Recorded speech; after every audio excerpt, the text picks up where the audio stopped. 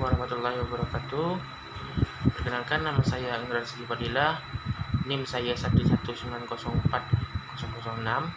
dari kelas HES 3A.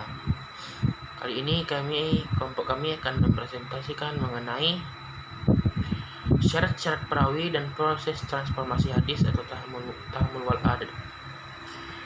Yang pertama yaitu saya akan membahas mengenai pengertian dan syarat-syarat seorang perawi. Perawi berasal dari bahasa Arab riwayah yang berarti memindahkan atau meriwayatkan. Secara istilah rawi adalah orang yang menerima hadis, meriwayatkan hadis, menyampaikan dan menyebutkan rangkaian perawinya kepada orang lain. Salah satu cabang dari penelitian hadis adalah penelitian terhadap perawi hadis.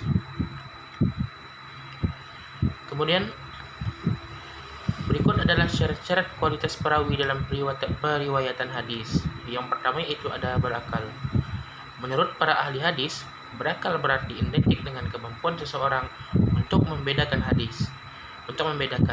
Jadi untuk mampu menanggung dan menyampaikan suatu hadis, seseorang harus telah memasuki usia akil balik. Sahabat yang paling banyak menerima riwayat yang mereka dengar pada masa kecilnya ialah Anas bin Malik, Abdullah bin Abbas dan Abu Sa'id Al-Khudri. Muhammad bin Rabi masih ingat Rasulullah menghukumnya. Pada waktu itu ia membuat kesalahan dan beliau wafat ketika Muhammad berusia 5 tahun. Yang kedua yaitu ada cermat. Kecermatan perawi bisa dikenal dari hadis yang dia riwayatkan. Ternyata cocok dengan yang diriwayatkan oleh orang yang dikenal cermat, teliti dan terpercaya. Tetapi itu tidak harus mengena keseluruhan. Perbedaan yang tidak sedikit tentang hadis yang mereka riwayatkan masih dapat dinamaikan. Tetapi jika perbedaan terlampau jauh dan tidak sesuai dengan hadis yang mereka riwayatkan, maka kecematannya masih diragukan. Yang ketiga itu ada adil. Perawi yang adil ialah yang bersifat konsisten dan berkomitmen tinggi pada urusan agama, yang bebas dari setiap kefasikan dan dari hal-hal yang merusak kepribadian. Al-Hatib Al-Baghdadi memberikan definisi adil sebagai berikut: yang tahu melaksanakan kewajibannya dan segala yang diperintahkannya kepadanya, dapat menjaga diri dari larangan-larangan, menjauhi dari kejahatan, mengutamakan kebenaran dan kewajiban dalam segala tindakan dan pergaulannya, serta menjaga perkataan yang bisa merugikan agama dan merusak kepribadian. Barang siapa dapat menjaga dan mempertahankan sifat-sifat tersebut, maka ia dapat disebut bersikap adil bagi agamanya dan hadisnya. Para ulama membedakan adilnya seseorang rawi dan bersihnya seorang saksi. Jika masalah kebersihan dapat baru diterima dengan penyaksian 2 saksi. Saksi ini baik laki-laki maupun saksi perempuan. Orang merdeka dan berstatus budak dengan persyaratan dapat adil terhadap dirinya sendiri. Itulah menurut Imam Fakhruddin dan Syekh Ahmad. Kepribadian yang baik harus dipenuhi oleh seorang merawi yang adil dan lebih banyak dikaitkannya dengan ukuran-ukuran moral seorang perawi. Yang keempat itu ada dabit. Dabit yaitu bisa menangkap apa yang didengarnya dan data menghafalnya dengan baik serta dapat menyampaikan apabila dibutuhkan. Orang yang sikoh atau terpercaya dalam agamanya adalah orang yang biasa diterima hadis dan riwayatnya. Mereka itulah orang yang adil dan dabit. Yang kelima yang kelima yaitu muslim. Mengenai syarat keislaman itu sudah jelas. Seorang rawi harus meyakini dan mengerti akidah Islam, karena dia meriwayatkan hadis atau kabar yang berkaitan dengan hukum-hukum, urusan dan tasyri' agama Islam. Jadi, dia mengemban tanggung jawab untuk urusan memberi pemahaman tentang semuanya kepada manusia. Namun, syarat Islam sendiri hanya berlaku ketika seseorang menyampaikan hadis, bukan ketika membawa atau menanggungnya. Kemudian yang B yaitu at-tahammul wal ad. Tahammul wal ad adalah mengambil atau menerima hadis dari seorang guru dengan salah satu cara tertentu dan proses mengajarkannya atau meriwayatkannya hadis tersebut dari seorang guru kepada muridnya. Ulama mengklasifikasikan cara-cara menerima hadis ke dalam 8 cara, yaitu yang pertama ada sama atau simak. Yaitu periwayat mendengar langsung dari perkataan gurunya dengan cara ditekan atau lainnya. baik dari hafalannya maupun dari tulisannya. Menurut Jumhur, ini merupakan cara yang paling tinggi nilainya. Sebab di masa Rasul, cara inilah yang dilakukan para sahabat dari Nabi Shallallahu Alaihi Wasallam. Dengan cara ini terpeliharalah kekeliruan dan kelupaan. Perlu ditambahkan, mendengar perkataan guru dari belakang hijab, tetapi dianggap sah menurut Jumhur, selagi berkeyakinan bahwa suara yang didengar itu benar-benar suara gurunya yang dia maksud. Sebab para sahabat mendengarkan hadis-hadis dari Aisyah dan istri-istri Rasulullah SAW. Dari belakang tabir, lafal-lafal yang dipergunakan oleh periwayat atas dasar sama atau sami ialah, yang pertama itu adalah akbarani, akbaranu. Yang kedua yaitu hadatsani, hadatsana. Dan yang ketiga itu sami'na. Yang kedua yaitu al-qiraah, a'la asyik, yakni si pembicara menyungguhkan suatu hadis ke hadapan gurunya, baik ia sendiri yang membaca hadis tersebut maupun orang lain dan dia mendengarkannya. Cara ini menurut ulama adalah sah dan periwayatan qiraah tersebut dapat diamalkan. Lafal-lafal yang digunakan untuk menyampaikan hadis-hadis qiraah tersebut yaitu sebagai berikut. Yang pertama adalah qara'tu alaih, yang kedua ada quri'a a'la fulan wa ana asma, yang ketiga ada haddatsana au akbarana qira'ah alaih.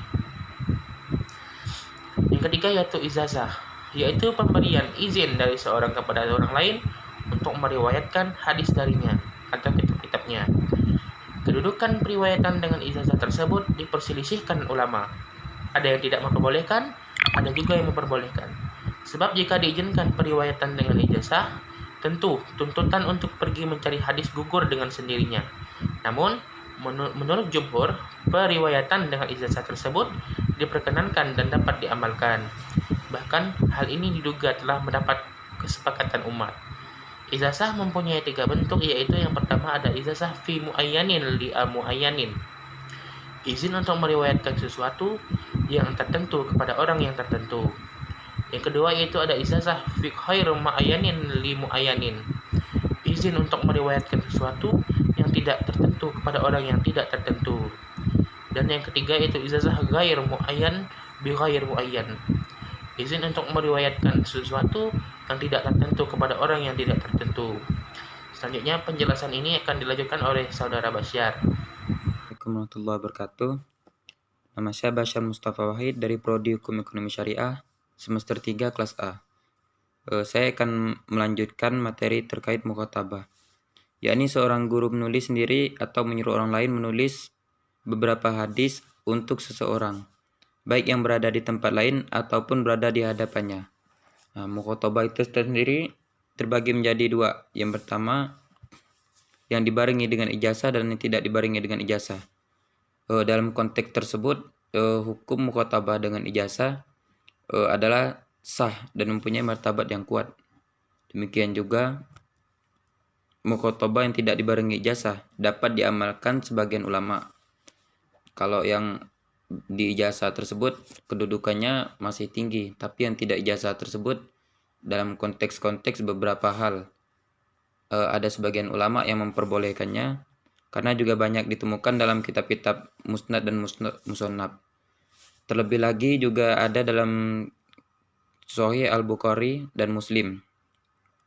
Yang selanjutnya wijadah, yakni seorang yang memperoleh tulisan hadis orang lain yang tidak ia riwayatkannya dengan lafaz sama, qiraah dan lainnya dari pemilik hadis dan atau pemilik tulisan tersebut. Ulama berbeda pendapat terkait kedudukan hadis yang diriwayatkan wijadah.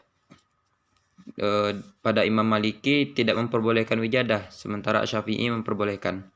Dan ulama muhaqqiqin mewajibkan. Jadi pada wijadah tersebut seorang yang memperoleh tulisan hadis yang tidak diriwayatkannya, beliau bukan meriwayatkannya, tapi ada persamaan konteks isi dan kandungan dari hadis-hadis tersebut. Ini dinamakan wijadah. Selanjutnya wasiah. Wasiah itu tersendiri pesan seorang ketika akan menemui ajalnya yang akan dilakukan perjalanannya terhadap sebuah kitab, sebuah yang diriwayatkan Ibnu Sirin memperbolehkan mengamalkan hadis yang diriwayatkan dengan cara wasiah ini.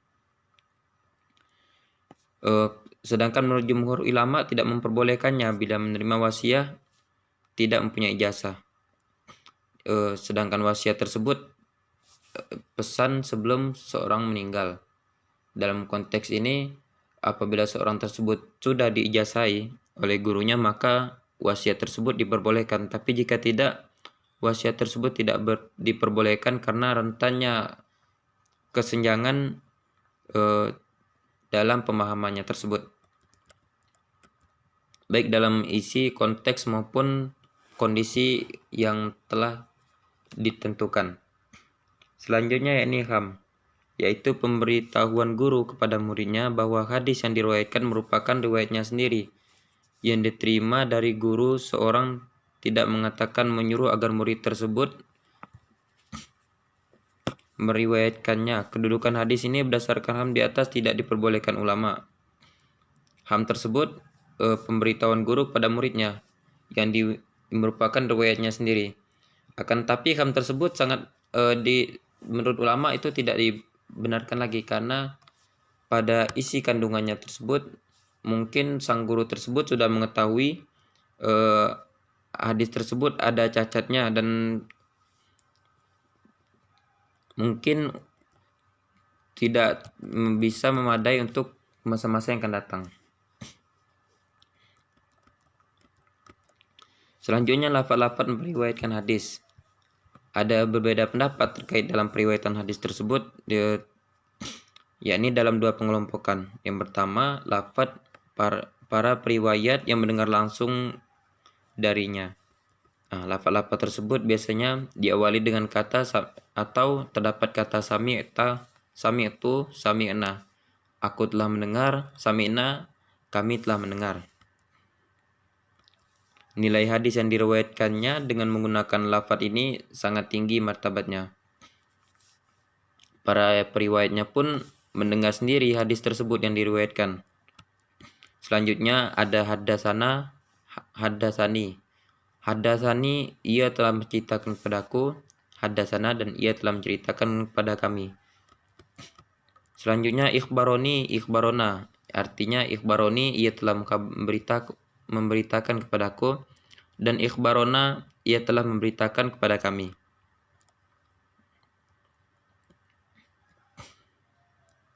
Selanjutnya anbana dan nabana, ia memberitahu kepadaku dan ia memberitahu kepada kami. Itu artinya biasanya hadis-hadis tersebut diawali dengan kata-kata tersebut. Yang kedua, lafaz para periwayat yang mungkin mendengar sendiri atau tidak mendengar tidak sendiri, yaitu biasanya pada lafaz tersebut diawali dengan kata ru'ya, diriwayatkan, atau hukiyah, dihikayatkan, an, dari, anna, bahwasanya. Biasanya ru'ya an Abi Hurairah, atau hukiyah, atau anin Nabi sallallahu alaihi wasallam, an Abi Hurairah. Biasanya diawali dengan kata-kata tersebut, diriwayatkan dari Abu Hurairah dan lain sebagainya.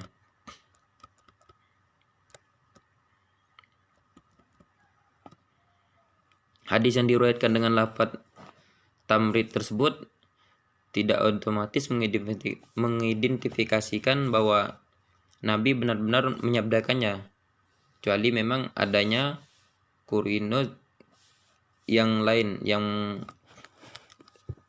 menguatkannya dalam periwayatan tersebut. Mungkin ini dapat disampaikan. Terima kasih. Assalamualaikum warahmatullahi wabarakatuh.